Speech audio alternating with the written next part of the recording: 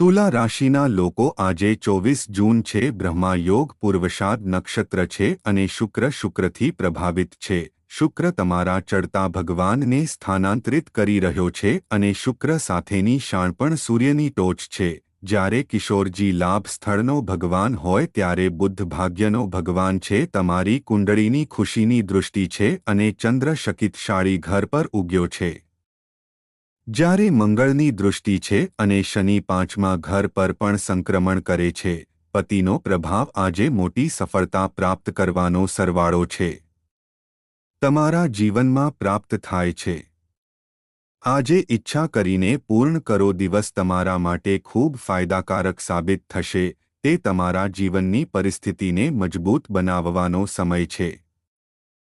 તમારું જીવન શરૂ થયું જે તમારા જીવનમાં શરૂ કરવામાં આવ્યું છે જેમાં ઘણી પ્રગતિ માટે ઘણી તકો છે જે તમારા જીવનમાં ખુશી આપશે. તે મિલકતને મિલકત આપશે, વધુ સારા પરિણામો લાવશે.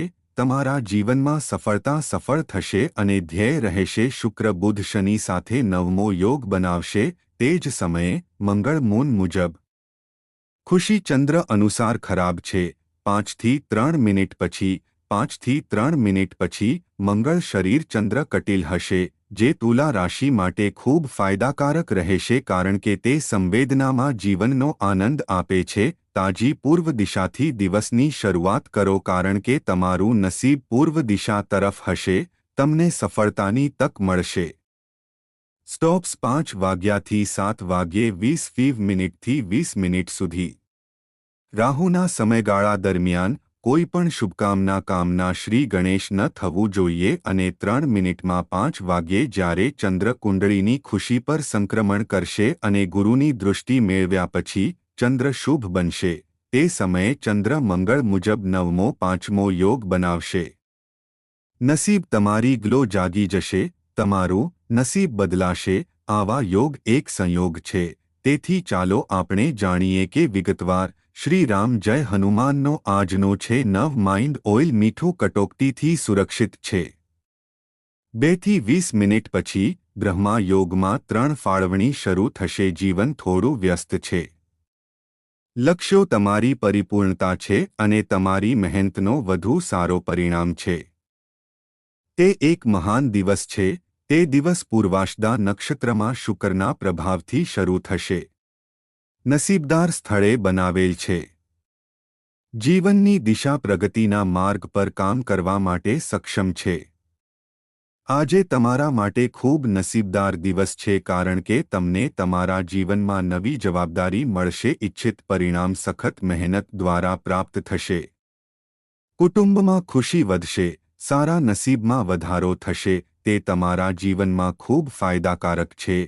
તે ખૂબ જ નસીબદાર સમય છે. પૈસાની મિલકત તમારા જીવનમાં વધશે. ખુશી સારા નસીબમાં વધારો કરશે. નસીબનો તારો પણ એલિવેટેડ થશે અને તમારા જીવનમાં એનર્જી ઉત્સાહ વધુ સારી રીતે પ્રાપ્ત થશે. તમે તમારું જીવન બદલી શકો છો અને સુખ મેળવી શકો છો. તમે પૈસા કમાવી શકો છો. આજે 5 થી 3 મિનિટ પછી ઉત્તરાષાઢા નક્ષત્રમાં સૂર્ય અને ગુરુનો પ્રભાવ 2 છે જે તમારા જીવનમાં મોટી સફળતા આપે છે. ઓફર ફરની તમે નસીબદાર બનો અને વધુ સારા પરિણામો પ્રાપ્ત કરવાથી તમારા માટે ખૂબ ખુશી થાય છે. ધન લક્ષ્મીને નસીબથી આશીર્વાદ મળશે. તમે ચમકશો અને તમારા જીવનમાં પ્રગતિ સુખ સાથે હતી. ભાગ્યશાળીને તક મળશે. તમને ખૂબ સારા સમાચાર પણ મળશે. આદર પણ વધશે. તમારી લોકપ્રિયતા પણ વધશે અને સકારાત્મક એનર્જી સાથે તમે જે પણ કાર્ય કરો છો તે તમારી પરિસ્થિતિને બદલશે. અથવા આજે તમે સ્ત્રીને પણ પ્રેમ કરશો. તમે પણ કરશો. લવ શાહનું નસીબ અને જીવનના સંકેતોમાં અટવાઈ જાય છે અને જોબ કારકિર્દી વ્યવસાયમાં આનંદ વધશે અને તમારા પ્રયત્નોથી સમૃદ્ધિ વધશે. નસીબ તમારા દ્વારા સમર્થન મળશે. તમને સારા સમાચાર મળશે. તમારું જીવન વધશે અને શક્તિ વાતચીત કરશે. શુક્ર બુધ દેવ સરળતાથી 5મા યોગ કરી રહ્યો છે. તે જ સમયે ફાયદાઓ સાથે હોશિયાર 10મા યોગા શુક્ર શાણપણ. આજે તમારી કુંડળીમાં શુક્રનો પ્રભાવ એ સૂર્ય અને ગુરુની અસર છે. મંગળ 7મા ઘર પર ચાલે છે.